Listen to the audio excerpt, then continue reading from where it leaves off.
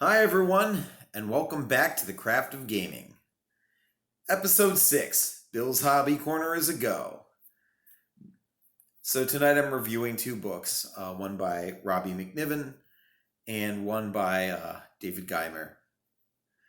I'm going to start with Blood of Iax by Robbie Macniven. He's written several rad books before, including two Carcharodon's novels, a White Scars novel, the Dawn of War 3 adaptation, with minimal input from the game publisher, so that made his work even more impressive, and Space Wolf novels for the big lead up to Magnus cutting loose on Fenris. It probably had some 40k campaign name that I'm not remembering right now. I do apologize. A lot of Black Library's novels are to support tabletop campaigns, and in this case I can't remember it. I do know it preceded the Gathering Storm, however.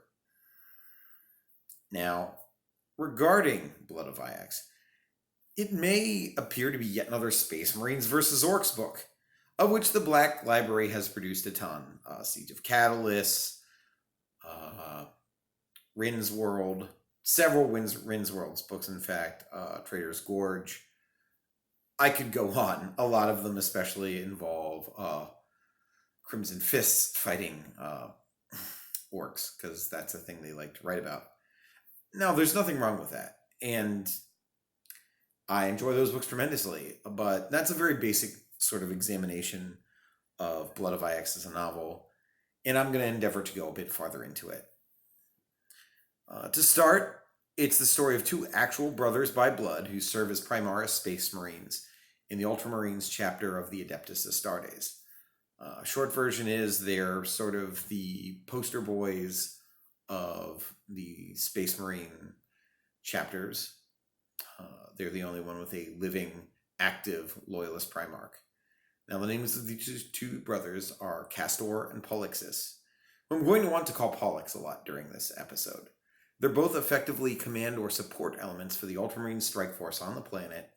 They're facing off against a rather gruesome Frankenstein's monster named Urgork, who makes a fine departure from Gazgul Mag Urg Thraka, or any of the other lesser war bosses I've come across as a reader of Black Library novels. The brothers' differing approach to combat and life as Ultramarines generally comes across during this course of the planetary siege, and I've happened to grow quite attached to them as various bad and interesting things start happening to them in the course of the battle. Brotherhood is tested. The loyalty of a chaplain to the Codex Astartes, the Holy Writ that Gilliman brought down, is tested.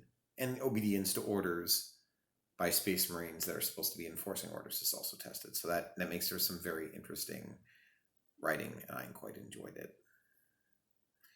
Without too many spoilers, let's just say the monstrous Urgork has taken a personal interest in Polixus as an apothecary who is part of the process which is making new and better beakies, the orc term for Space Marines, which runs into an actual subplot about intrigue in the orc hierarchy, such as it is.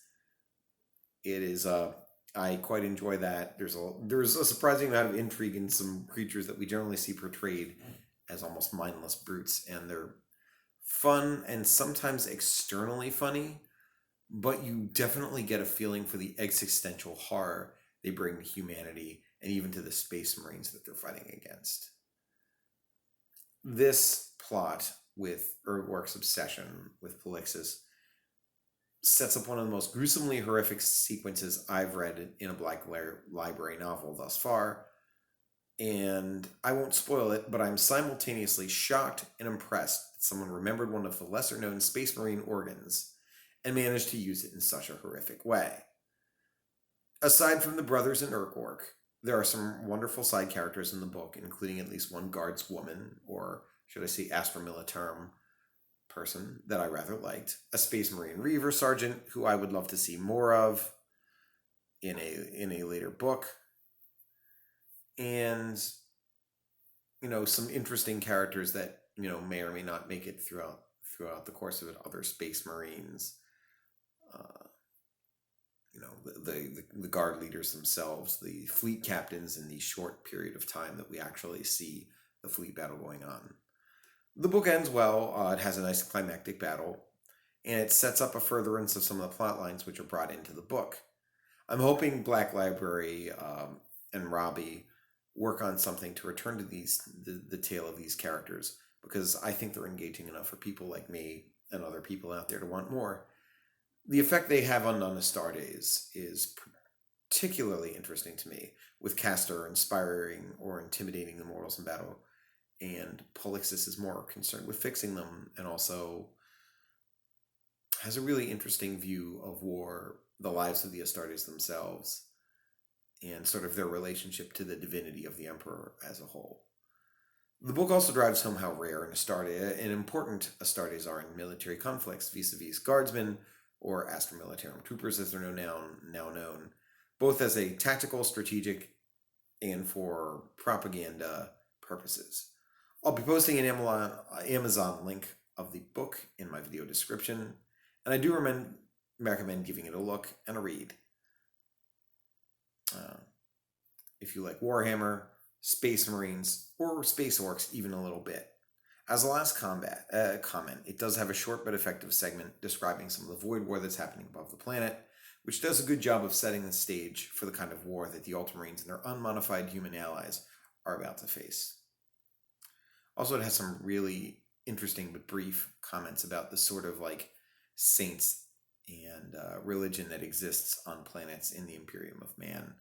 It's not really an aside, it's just little details that I picked up, but I thought it was interesting that one of the saints that's brought up in the book is a smelter. That's not something I would typically think of as a saint, but it gives you some idea of sort of the imperial cult, and I like that. It's the little things. So, the next book I read is also about a superhuman being sought by a nefarious non-human malefactor for evil reasons. And that's Hamilcar, champion of the gods, which I just held upside down like a smart person. Hamilcar was sold to me as a sort of Commissar Kane of the mortal realms, and frankly that's a pretty good description of his self-deprecating, occasionally bombastic, and often witty tales that he tells as he relates a nasty run-in with the Skaven Ygritte that changes Hamilcar from a very self-satisfied leader of a Stormcast force, I think they're called something chamber, into a singular night quester pursuing Ygritte on a quest from Sigmar himself. Not that Hamilcar can tell anyone about it. Now, along the way, he meets a cast of interesting characters, including 2 free guild humans, at least 1 priestess or druid. I'm not exactly sure how a lot of the fluff in Age of Sigmar works yet. I'm actually using this book to sort of get myself into it, along with the Gotrek and Felix audio dramas, also by David Guymer. 2 powerful eagles, and a nasty shadow-bonded Skaven assassin named Malachek, I'm not sure, who is the most constant and consistent thorn in the side of Hamilcar throughout the book. Well, if you don't count Vychaeus anyway, another Stormcast who used to be important to Hamilcar, or rather just Hamil, as she was called by him, and she was known by Vicalia. When you hear or read her addressed as this in the novel, or if you hear the audio drama, which takes place prior to the novel in Shadespire, also starring Hamilcar, you're going to get emotional every time you hear the name Vicalia. It is a really interesting take on what you can do with Stormcast as people that are remade, born again, but have some of the memories of their past life. It makes for a really interesting delineation of these superhuman poster boys of the Age of Sigmar versus Space Marines, who have a much more limited emotional palette. And I actually really liked how it was done. Credit to David Guymer for doing that.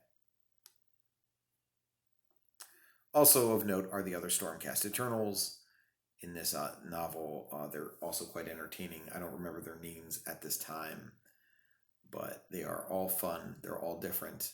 They all sort of bounce off of Hamilcar in amusing ways, and you sort of get the idea that he's something of a rogue, even though he's absolutely and unquestionably a hero and beloved by the Free Guild and the mortals. He has a sort of complex relationship with the other members of his own faction, which is fun. And there are reasons for that I won't spoil, but I will say that this book is quite enjoyable. The plot twists are great. And I enjoy both Malasek and Ykrit as villains.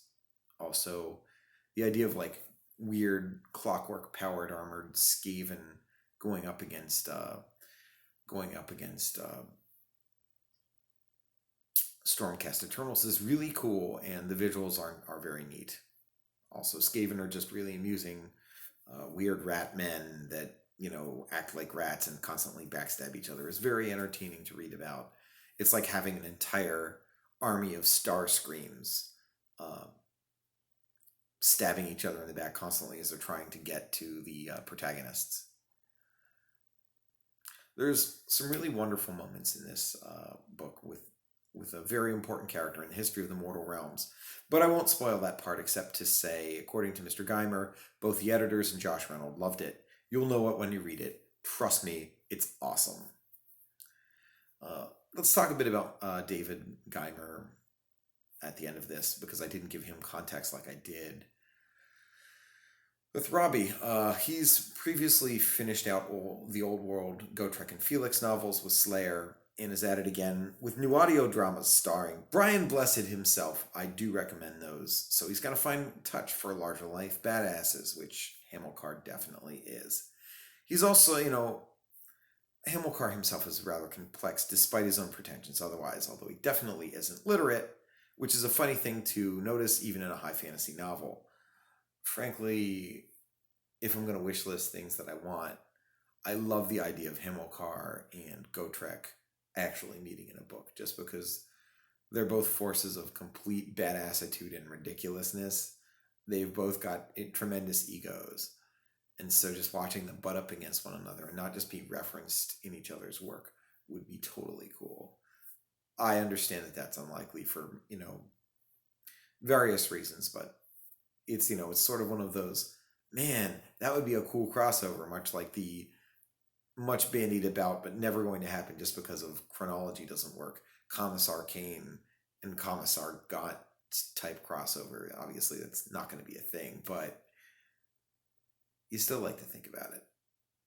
In closing, I recommend both of these books. I had a lovely time reading them. I read one at the gym and I read the other while eating ice cream one day.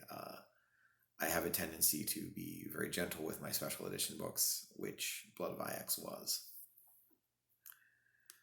I had both a great time with both the Grimdark and the Mortal Realms, and I look forward to these characters leading me through these universes again sometime, and I hope I get a chance to do so.